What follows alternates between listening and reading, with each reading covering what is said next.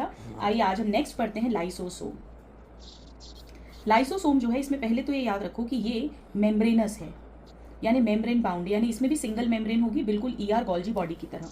और ये ऐसे लड्डू जैसे होते हैं, गोल गोल। एनसीईआरटी में बायो में इसे वेसिकुलर बोलते हैं। वेसिकल मतलब कुछ भी जो राउंड शेप्ड है। अब इसमें बेसिकली क्या भरा हुआ है, इसके अंदर एंजाइम्स हैं जो डाइजेशन में हेल्प करते हैं, यानी डाइजेस्टिव एंजाइम्स हैं।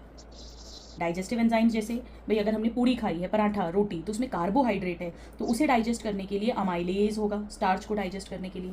आप दाल, पनीर, सोयाबीन ले रहे हो, प्रोटीन डाइजेस्ट करना है तो प्रोटीएज। तेल, घी खा रहे हैं, लिपिड डाइजेस्ट करना है, लाइपेज। और हम कुछ भी खाएं, चाहे वेजिटेरियन, नॉन वेजिटेरियन, उसमें हम बेसिकली सेल खा रहे हैं, तो सेल के अंदर डीएनए होगा, आरएनए होगा, उन्हें डाइजेस्ट करने के लिए न्यूक्लियसेस।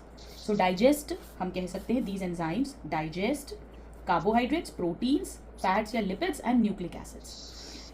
इंपॉर्टेंट पॉइंट है कि ये एंजाइम्स एक्टिव होते हैं एसिडिक पीएच पर। जी हाँ, 4 to 5 का जो पीएच होता है, 7 अपना न्यूट्रल होता है, एसिडिक पीएच पर ये एक्टिव होते हैं। अब लाइसोसोम बनते कैसे हैं, देखो इस बात को समझो। आपको याद होगा, मैंने आपको जब ईआर और गोल्जी बॉडी पढ़ाया था, let me just show you, ये रहा वो डायग्राम। तो हमने बात की थी कि ये एंडो मेम्ब्रेन सिस्टम है।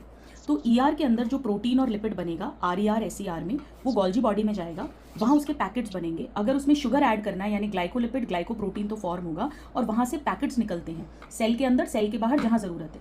मेरी बात ध्यान से सुनना स्टूडेंट्स, अगर इस पैकेट के अंदर डाइजेस्टिव एंजाइम्स हैं तो इसी पैकेट को लाइसोसोम कहेंगे। लाइसोसोम के अंदर एंजाइम्स हैं, एंजाइम्स प्रोटीन्स होते हैं, यानी वो प्रोटीन आरईआर में बना होगा, फिर गोल्जी बॉडी में आया होगा, फिर उसकी पैकेजिंग हुई होगी और फिर लाइसोसोम बना होगा। यानी मैं क्या कह सकती हूँ, चलो आओ हम लिख लेते हैं।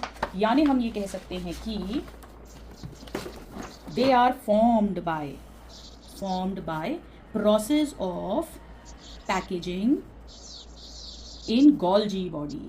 गोल्जी बॉडी से जो पैकेट्स निकलेंगे, उस पैकेट के अंदर अगर डाइजेस्टिव एंजाइम्स हैं तो उस पैकेट को हम कहेंगे लाइसोसोम्स। ठीक है, लाइसोसोम्स जो हैं, मान लो वो सेल पुराना हो गया, ओल्ड हो गया, वॉर्न आउट हो गया, तो लाइसोसोम बर्स्ट होता है, उसके एंजाइम्स साइटोप्लाज्म में आ जाएंगे और पूरे के पूरे सेल को ही मार देंगे। ये सेल की आत्महत्या हो गई, इसीलिए इसे suicide bag of the cell भी कहते हैं।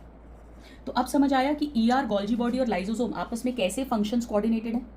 चलिए अब आ जाते हैं हम नेक्स्ट वैक्यूल पर।